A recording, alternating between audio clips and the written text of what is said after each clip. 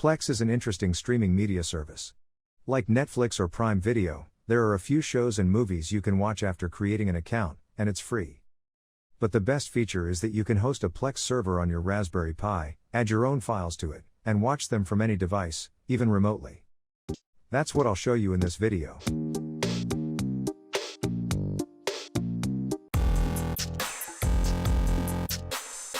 First, let me a few seconds to explain the basics.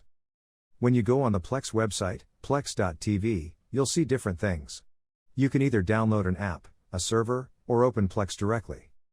With an app or via your web browser, you can watch Plex movies like on any other streaming service.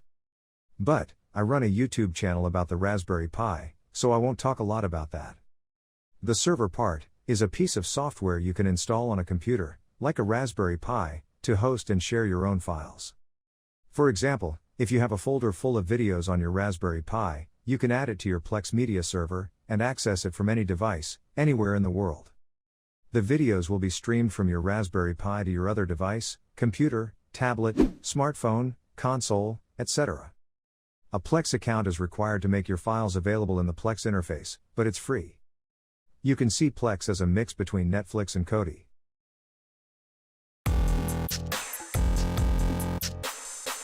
I hope you are now excited to try this project. The Raspberry Pi is supported, so installing the server is not that complicated. Plex is not available in the default repository on Raspberry Pi OS, but you can download a package and install it in one click, or one command.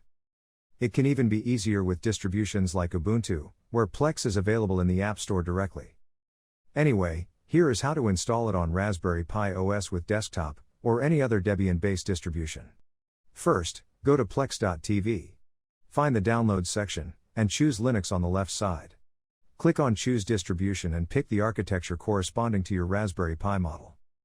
V8 for a device that can run 64-bit apps, V7 in the other cases. Then, just click on the downloaded file to run the installer, and confirm the installation. You'll need to enter your password, but that's the only thing to do.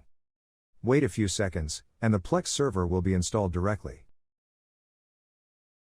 If you don't have a desktop environment, or want to install it remotely via SSH, here is how to do the same thing. From another computer, go to the Downloads section on the Plex website. Copy the direct link to the Debian package. Then, open a terminal, or an SSH connection, and use this command to download the file.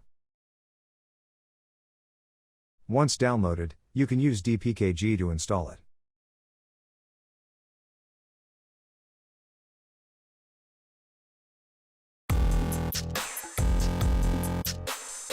The Plex media server runs as a service, meaning it will automatically start on boot. So you don't have much to do after that. If you have a desktop environment, you'll find a shortcut to the web interface in the main menu. If not, you can use the same URL from another computer on the same network. The first thing you need is a Plex account. It's mandatory to watch Plex files, and especially to stream local files to the Plex interface. You can create it directly from there, or go to plex.tv and sign in there.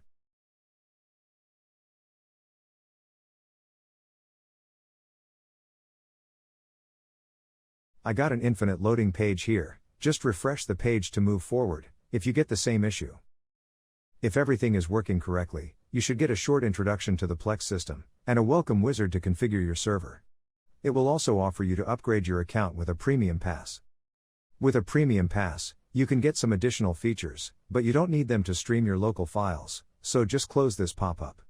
You can choose a name and add some media libraries. I'll get back to this later, so you can just skip it for now. Once done, you'll get access to the Plex interface, confirming that everything is ready to use. It's the same interface all the time: local host, remote access, web access, and even on smartphone. So you shouldn't be lost, whatever device you use to watch movies.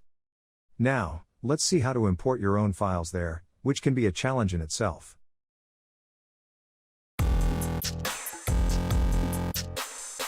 That's the step where I lose the most time. Well, it's probably my fault, as I didn't check the documentation. But it took me a while to understand that there was a permission issue. The Plex service is running with a different user on your system, Plex. So, this username needs to have access to your files to display them in the Plex interface. This is not the case if your files are under your home directory. And even if they are on a USB drive, the auto mount feature on Raspberry Pi OS will mount the drive with access to the default user only. I will give you the quick and dirty solution to do this here, and you can check the link tutorials for more details. So, an easy solution is to create a new folder outside your home folder. Let's say under OPT, for example. Give all privileges to everyone on this folder, using the chmod command. Obviously, you can fine-tune that, depending on your setup. Then, copy or move your media files to this folder. You can now add this folder to your Plex library. Both Plex and you should have access to these files now. If you want to mount a USB drive or do something more complicated, check the links in the description.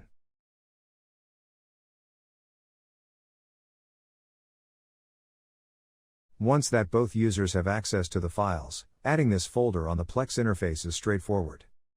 Click on the plus icon near your server name.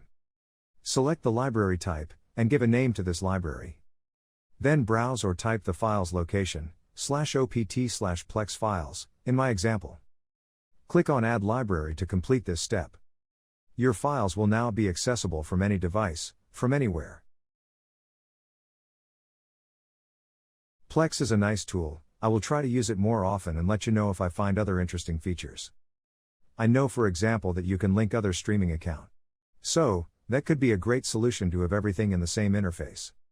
But if you are only interested in streaming local files, I recommend watching this other video on my channel. No account required, and you keep the control on everything. Watch it now.